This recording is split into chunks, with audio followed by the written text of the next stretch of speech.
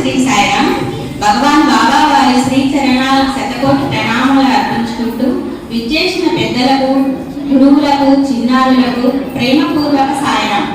ఈ చిన్నారు బాలవికాస్ చిన్నారులు సహాయం నాటిక చేయబోతున్నారు. చూసి మీ ఆశీర్వాదములు అందించండి. జై సాయిరామ్.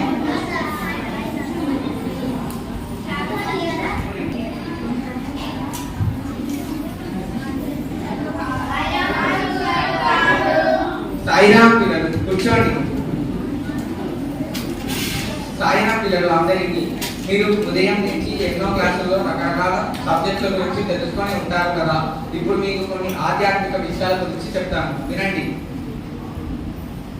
ముందుగా మనం గణపతి ప్రార్థన, అంటే మనం ఏ పని ప్రారంభంలో అయినా చెప్పాల్సిన ప్రార్థన.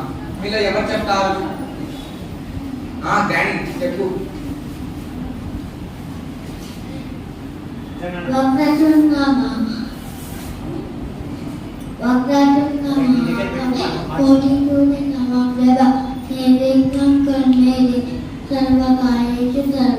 బాగా చెప్పారు, కూర్చో.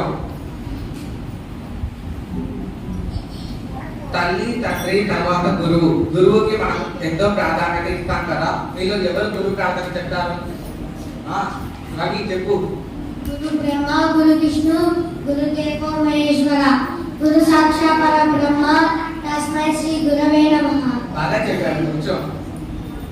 మనం నిద్ర లేచిన తర్వాత కూడా మనం దేవుణ్ణి స్మరించుకోవాలి కదా. ఉదయం చేతులు చూసుకొని చెప్పాల్సిన శ్లోకం ఎవరు చెప్తారు? శ్రీరామ్ చెప్పు.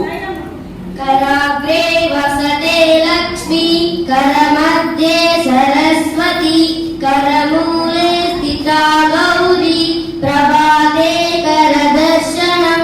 బాగా చెప్పారు నాయన, కూర్చో. మనం నిద్రపోయే ముందు కూడా దేవుణ్ణి స్మరించుకోవాలి కదా. నిద్రపోయే ముందు చెప్పాల్సిన శ్లోకం మీరు ఎవరు చెప్తారు? శశి చెప్పు.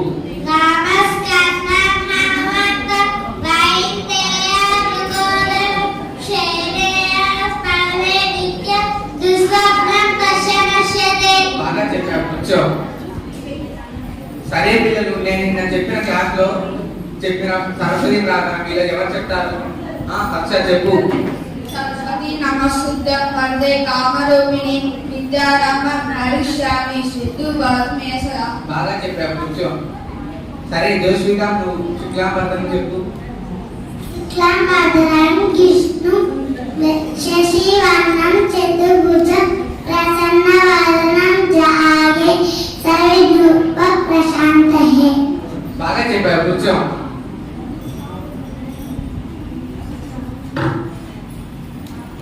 సరే పిల్లలు, మీకు ఇప్పుడు హనుమంతుడి ప్రార్థన నేర్పిస్తాను, పలకండి. మనోజవం మారుత తుల్య వేగం జితేంద్రియం బుద్ధిమతాం వరిష్టం వాతాత్మజం వామనూతముఖ్యం శ్రీరామదూతం శరణం ప్రపద్యే. మీరందరూ నేను చెప్పిన శ్లోకాలు బాగా నేర్చుకుంటున్నారు పిల్లలు. కాకపోతే ఇవే శ్లోకాలే కాకుండా మనం కొన్ని మంచి విషయాలు కూడా తెలుసుకున్నాం. ముందుగా అన్నం పరబ్రహ్మ స్వరూపం, అన్నం భగవంతుడితో సమానం. అన్నాన్ని వృధా చేయకూడదు. ఇంకా మనం నీటిని కూడా వృధా చేయకూడదు. ఇంకా మన ఇంటి పైన పక్షుల కోసం నీళ్ళని కూడా పెట్టవచ్చు. ఇంకా ఇవే కాకుండా మనకంటే పెద్దవారికి మనకు ఏదైనా సహాయం చేయాలి. సరేనా పిల్లలు? సరే పిల్లలు, ఈ రోజుతో స్కూల్ బాగా క్లాస్ ముగిసింది. మరి ఒక క్లాస్ లో మనం కలుసుకుందాం. సాయిరామ్ పిల్లలు.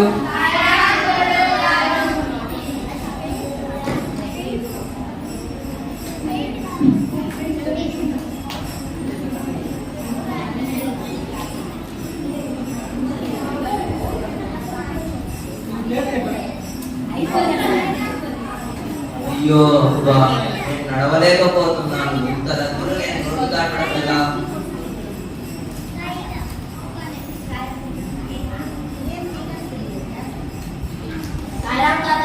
సాయిరామ్ నాయన. రోడ్డు దాటాలా తాతగారు? కానీ రోడ్డు దాటాలంటే చాలా భయంగా ఉంది. భయపడకండి, ఈ రద్దీ కాస్త తగ్గాక నేనే మీ చేయి పట్టుకొని రోడ్డు దాటిస్తాను. మా నాయనే ఏ కథ తెలుస్తుందో చల్లగా ఉంది నాయన.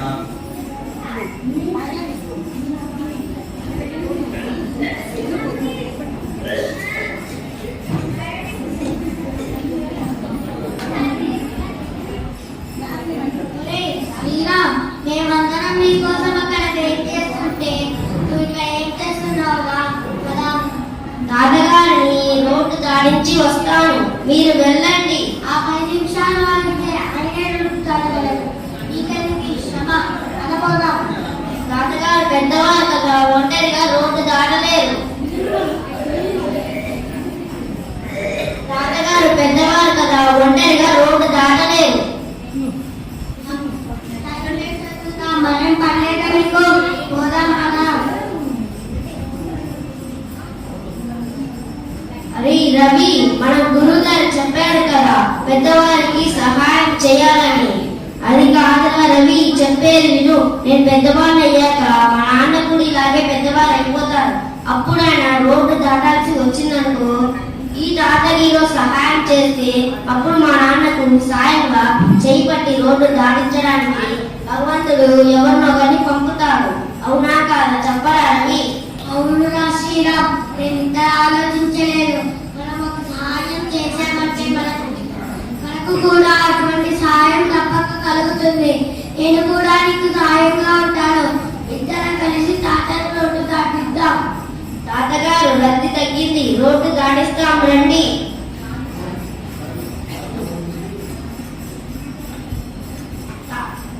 ఇదిగో వీడే నా స్నేహితుడు రవి. అవునా